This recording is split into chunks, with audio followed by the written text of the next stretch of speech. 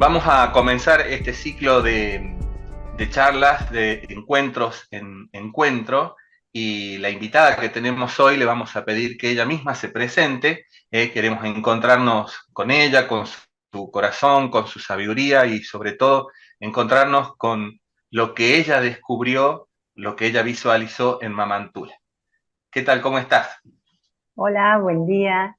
Bueno, soy Alicia Gebel, profesora y licenciada en Historia. Y como para contarles un poco hace un tiempo ya que la figura de Mamantula me llamaba la atención. En Ajá. Santiago no estaba tan difundida como después de este fin de semana y de este año, pero sí era un actor social conocido, eh, y a mí me daba curiosidad porque me entero que ella influyó bastante en el pensamiento de los revolucionarios de mayo. Entonces, a partir de esa pregunta que suena de manera impresionante, yo dije, bueno, ¿qué pasaba en los ejercicios espirituales que se leía para que después de 10 días de recogimiento, de introspección, de reflexión y estar en silencio, haya impactado de una manera Uh-huh. importantísima como para que muchos actores sociales de la época terminen años más tarde, incluso posterior a la muerte de Mamantula, generando toda esta revolución. La primera pregunta era qué se leía y la segunda, si es que los revolucionarios de Mayo estuvieron ahí. Uh-huh. Bueno, sorpresa total, sorpresa de ver a una mujer muy actual. O sea, aplica a lo que nos está pasando hoy o a la realidad y al modelo de mujer de una manera Sí. increíble. A ver, para entender un poquito, Mamantula, a ver, llega al mundo con el nombre de María Antonia de Paz y Figueroa. Uh-huh. Por lo tanto, era una mujer de sociedad. Y ella, excluyéndose de los mandatos establecidos para lo que eran una dama de su condición, usa los márgenes de libertad que le dejaban en esa época y no elige para su vida ni el matrimonio ni el convento. Decide ser beata, porque solita, frente al altar, con Dios, decide entregar su vida a obras de caridad, porque ella había nacido en Santiago del Estero, vivía al lado, cerca del convento de los jesuitas. Entonces ella era lo que diríamos hoy, laica consagrada, que estaba al servicio de los Uh-huh. hermanos, asistiéndolos. En realidad, cuando hace esos votos silenciosos y decide ser beata, ella adopta el nombre de María Antonia de San José. Por eso hoy es Santa María Antonia de San José. La iglesia la Claro. reconoce así. Uh-huh.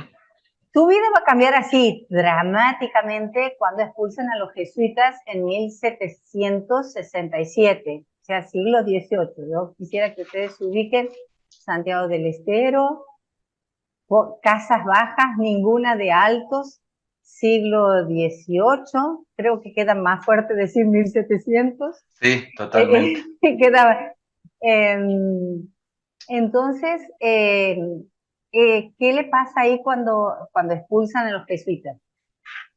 Hay una tradición oral, esto no está confirmado, que dice que esa noche fatídica uno de los hermanos la aparta y le entrega la capa que ella, en lugar de guardarla como reliquia, desempolvarla de tanto en tanto, llorar la pérdida, a mí esto me parece muy fuerte, muy significativo. Ella la viste con lo que eso significa, Ajá. porque ni bien se fueron los jesuitas, bueno, quedó ahí un tanto perturbada la ausencia de semejante compañía que se dedicaba a la educación, a, a lo espiritual.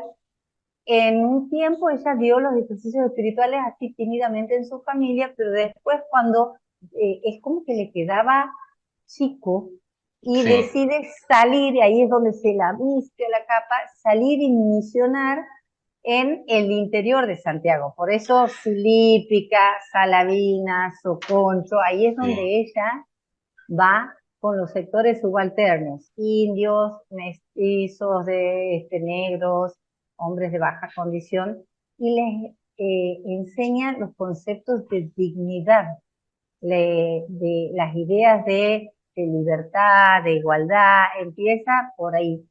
Ujú. Está 6 años acá en el interior de Santiago y ella había internalizado demasiado los conceptos jesuitas de ir por más, que para los jesuitas es la idea del magis. Entonces ella es ahí cuando viste esa capa, que como les decía, me parece algo muy significativo, y yo cuando empecé mi investigación decía, claro, es un resguardo de su cuerpo, de su virginidad, porque ella, como quería ir por más y llevar a Dios hasta donde no Sí, fuese conocido, necesitaba pedir permiso para ejercer practicar los ejercicios espirituales, sí. porque a los jesuitas se los había expulsado de todo el territorio de América y de todos lados, son pena de muerte.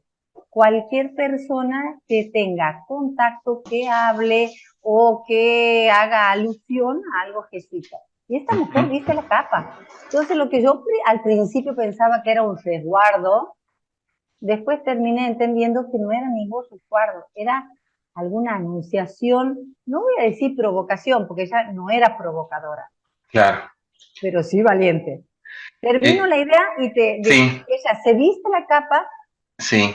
y tiene que ir hasta Jujuy y hasta Salta a pedir permiso al obispo y al gobernador para Ajá. ejercer los ejercicios. Entonces, la valentía de ella es ir y decir, porque así se presentaba, eh, soy María Antonia de San José, beata profesa de la Compañía de Jesús, y vengo a pedir permiso para que me dejen practicar los ejercicios espirituales. O sea, una valentía increíble Increíble. porque era so pena de muerte. Ujú. Sí, me Alicia, decía, ¿no? Mencionaste lo de la capa. sí, Dijiste el hermano, un hermano jesuita un o hermano jesuita. bien, Dicen, y es la tradición oral, sí, no importa, ella vestía la capa, si fue esa claro. noche o no, no importa. Ella, No, no, sí, sí, y si fue descalza o no, tampoco importa, al claro, lado de su obra, porque todo el mundo dice, exactamente, caminaba descalza.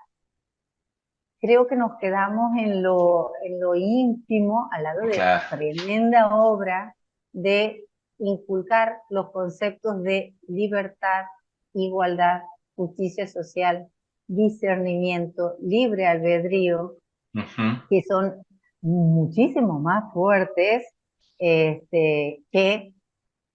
Sí, estar o no descalzo. exactamente, ¿no? Esa primera semana ignaciana, tuve la suerte de hacer el mes completo y la primera semana es brava. Son 9 días de 10, 9 días, 10, tremendo, ¿no? Entonces, esa capa la recibe, también por otra fuente, estuve investigando antes de charlar contigo, también como que, bueno, justo cuando los expulsan, es eso lo que a ella le da interesante, ese dato. O sea, ya en la vestimenta ya estaba con riesgo y ya era una valentía. Sí, imagínense mujer, 1700, caminar, Ujú. se fue con otras dos mujeres y un mulatillo, pero andar por los caminos, de todo. Claro, Y a la vez, imagínense cuando llega a Salta, harapienta, sin bienes personales, lo mínimo, y presentándose, soy profesa de la Compañía de Jesús. Lo primero que le dijeron, esta mujer está fuera de sus ujú, cabales, ujú, que a la vez es un anular desde el discurso. Esta mujer con su sola presencia nos está desafiando. Está claro, prohibido hablar de los jesuitas y ella, su presencia ya era desafiante, aunque ella no exactamente. lo quisiera. Sí, sí, sí. Em, Alicia, Hablaste, ¿no? De cómo era la sociedad, porque bueno, el apellido Paz y Figueroa, hablaste de la sociedad, bueno, muy brevemente, cómo es el contexto, ¿no? Porque tengo entendido que a los 15 años, según lo que se escucha o lo he leído, ella asume esto. Entonces, que también, no sé si es, ahí vos dirás, si el padre ya había visto el tema de matrimoniarla, de casarla, porque bueno, en ese tiempo a esa edad los matrimonios también eran una manera de ir consolidando el poder económico. ¿Cómo fue ese contexto? Y ya después nos metemos en esa vida apostólica. Bueno, ella es de familia distinguida y Ajá. seguramente tenían a alguien designado para ella, Ujú. que obviamente ella rehusó. Pero ahí yo también admiro esto de que la salida de las mujeres que no se querían casar era el convento y el Claro. encierro. Pero ella tenía la idea de ser contemplativa en acción. Ella Ujú. no quería estar encerrada, ella quería salir, predicar, evangelizar desde los 15 años, que ya era una edad casamentera, Claro. estuvo en contacto con la gente. Y esto de las redes familiares es muy importante que lo destaques porque es el efecto secundario, seguramente no deseado por ella, pero que la sostuvo y que le permitió hacer esa red de contactos Mm. que la sostuvo en Salta y a donde iba, porque todos eran parientes. Ella Claro. se fue con lo puesto, no tenía dinero, entonces pudo hacer porque la cobijaban o la albergaban entre sus familias. Y a la vez, en esa época, todos tenían un hijo en militar, un hijo sacerdote, una mujer monja, una casada para esas redes familiares. Ujú. Y eso también, digo, el efecto secundario que ella supo manejar, porque esa presión social de ser familia distinguida y decirle al obispo, es mi prima, atendela, escúchala, es mi sobrina, Claro. está por debajo de, y yo digo que el obispo de Salta en ese momento habrá dicho, bueno, es mujer, ¿qué puede hacer una mujer? No Claro. sabe teología, no puede dar misa, Sí, no sí. puede confesar, no puede dar los sacramentos y bueno, dejémosla que haga, ¿qué puede hacer? Rezar y armar procesiones. Y en eso de no ver, de ver las formas y no ver el fondo, es donde Claro. yo digo que María Antonia empezó a entrar por las fisuras que el poder real y el poder espiritual le dejaban. Ujú. Esas fisuras que utilizó para no casarse y para no quedar encerrada en el convento. Claro. Constantemente ella iba con esa manera de ser muy pacífica, eh, de tener que esperar, ser paciente, pudo ir entrando y organizando su propio espacio de poder, porque Ujú. ella desde esa actitud de la espera y de la sinceridad, soy de la compañía de Jesús, golpeaba puertas y a la vez tejió una red impresionante de cartas que ella se mantenía en contacto con los jesuitas expulsos, y esto es Sí. muy importante, Ujú. les mandaba dinero y era la única en el mundo, porque los habían expulsado de todos lados, era la única en el mundo y mujer que mantenía viva la voz de los jesuitas. Entonces en Europa decían, ¿quién es esta mujer que habla de nosotros? Ujú. Sostiene los ejercicios espirituales, nos manda dinero y ella a la vez pedía a través de esa red epistolar que había armado, que se mantenía en contacto con su confesor, pedía cosas al Papa. Una de las que también me parece importante de lo que pedía, y cuando no le daban, ella escribía y decía, exíjase usted un poquito más y consígame lo que le pido.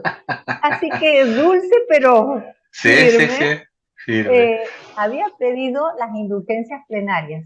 Quien hiciera los ejercicios espirituales gozaba de las indulgencias plenarias, que yo Ajá. creo que al día de hoy esto sería marketing. Entraban por las Claro. indulgencias, Sí, sí, sí. salían transformados mentalmente. salían ujú, con un pensamiento de libertad, de igualdad, de justicia, y como vos me habías preguntado cómo era la sociedad, chocaba con la sociedad de esa época, que era una monarquía ujú. totalmente marcada por la obediencia, por la idea del súbdito, por las jerarquías, por las clases sociales, y esta mujer pregonaba libertad, pregonaba igualdad. Otra de las cosas que hizo es comunicarle al Papa que ella había extendido los ejercicios espirituales a 10 días y que los hacía también extensivos a las mujeres. No preguntó, comunicó. Que eso también me Detalle. encanta. Te aviso que Sí, eh, sí, sí, sí. habla de una mujer decididísima. No, y profético, porque fíjate, estás mencionando palabras que recién ahora nos suenan familiares. Redes, relaciones, entrar por las fisuras para construir poder al servicio, porque por ahí estamos Siempre. acostumbrados a las fisuras para el poder en beneficio personal. Muy interesante cómo nos vas abriendo camino ante Mamá Antula. Esto, ¿no? Que vos planteabas, esto de Europa interesante también, porque hace poquito también leí eso, ¿no? Como que, fíjate, estamos hablando de 1760 y Chirola, y ya la conocían en Europa. Eh, ¿Vos encontrás alguna conexión, o te parece que puede haber desde la perspectiva histórica? Porque, bueno, estamos hablando de los 1700 y a fines de 1700 la Revolución Francesa, con estas palabras, eh, muere en el 1799, 17 años después nuestra independencia, no tanto más la revolución. ¿Pensás que entre vos hablaste de los actores de Mayo que estuvieron en su casa de ejercicio, vos te animás a tirar, como decir, tuvo su incidencia política en los destinos de Argentina? Sí. Así, categórico. Sí. Categórico. ¿Por qué? Primero, hay que entender qué se trabajaba, que fue mi pregunta inicial, qué se trabajaba esos 10 días de recogimiento Ujú, y de reflexión. Eh, Se trabajaba mucho, y si vos has hecho los ejercicios, mm, la idea de la culpa y el pecado. sí. La primera semana es la idea de despojarse de todo, Ujú, de los miedos, de los bienes materiales, de todo, y dejarse llevar, ¿sí? Y reconocerse pecador. Yo, pecador, necesito redimirme. ¿Cómo me voy a redimir para seguir la vida de Cristo? Haciendo obras de trascendencia, como decía Ignacio de Loyola, y vayan haciendo algún paralelismo con mm, la gente de Mayo, haciendo obras de trascendencia, y si en eso tengo que dejar mi vida, lo hago, porque lo estoy haciendo no por el ego, sino en mm, pos del bien común, en pos de una sociedad justa, igualitaria, libre. Hablaba de resistencia a la opresión. Los jesuitas son los que hablan de la retroversión del poder al pueblo cuando no hay una cabeza. Plena claro, época de... Ellos no son ilustrados, a ver, son católicos ilustrados, toman ideas de la ilustración, pero la ilustración era anticlerical. sí. Toman ideas de la ilustración, pero todos los, eh, los revolucionarios de Mayo, yo estoy casi segura que hicieron los ejercicios espirituales por esto de que dije, les daban las indulgencias plenarias. Mm, Imagínense, 1700 o 1800, al principio de 1800. Indulgencias plenarias, sociedad ultracatólica, gente de clase alta. sí. 15.000 personas hicieron los ejercicios espirituales con Mamantula, más que con las mismos jesuitas, Jesuita, sí. hombres y mujeres. Tanto pregonó ella que hasta los bifeses terminaron haciéndolo. Entonces, uno dice, sí o sí, en este grupo tenían que estar los revolucionarios de Mayo. Si Sí. bien yo no tengo el acta de inscripción, Manuel Belgrano se inscribe para hacer los ejercicios, no está eso, Ujú, pero uno sabe que la mayor parte de los revolucionarios era jesuita. Cuando los expulsan a los jesuitas, era jesuita porque se educaron en los colegios jesuitas. sí. Maciel era su profesor, y en los momentos previos de la revolución hacían esas famosas tertulias, que eran tertulias donde se hablaba cuestiones políticas y se veía lo que estaba haciendo lo que estaba pasando en Europa. Un detalle antes que me olvide, en una de las cartas, Mamantula dice, estoy muy preocupada por lo que está pasando en el Alto Perú, que habían hecho la revolución, que habían fusilado a los rebeldes.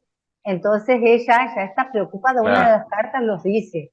Entonces no era una simple mujer que rezaba, ella quería una transformación intelectual. De hecho, iba formando cuadros, iba formando a las mujeres que las dejaba de ciudad en ciudad donde pasaba, que sigan practicando los ejercicios espirituales. Y como te decía, en esas semanas, primero la idea de el despojarse de todos los miedos, a la enfermedad, a la muerte, la idea del yo pecador. Si soy pecador, tengo que redimirme. ¿Cómo puedo redimirme? Haciendo obras para mi comunidad.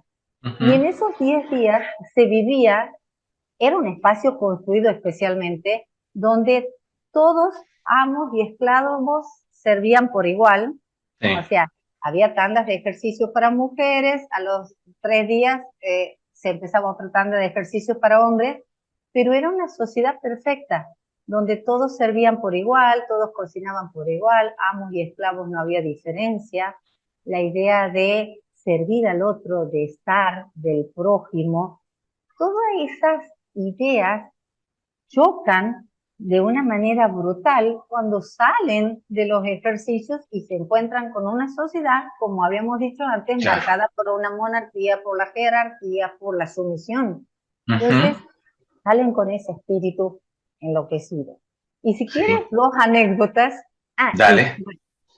a ver, si uno sigue la vida de Belgrano, Belgrano es punto a punto, su obra es jesuita.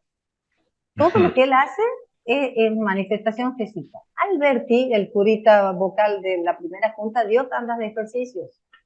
Eh, Juan José Paso, todos fueron educados por Maciel y participaban de las tertulias. Después tenemos también, hay uno de los vocales de la Junta, era quien llevaba las cartas en secreto a Europa, Ujú. tenía contactos. Después hay un dato que a mí me llamó y ahí dije, sí, esto es así. Cuando se declara la independencia, nosotros teníamos todo en contra. No nos salía una bien. Teníamos Ujú. los ejércitos en contra, había vuelto el rey, hacía 6 años no teníamos plata.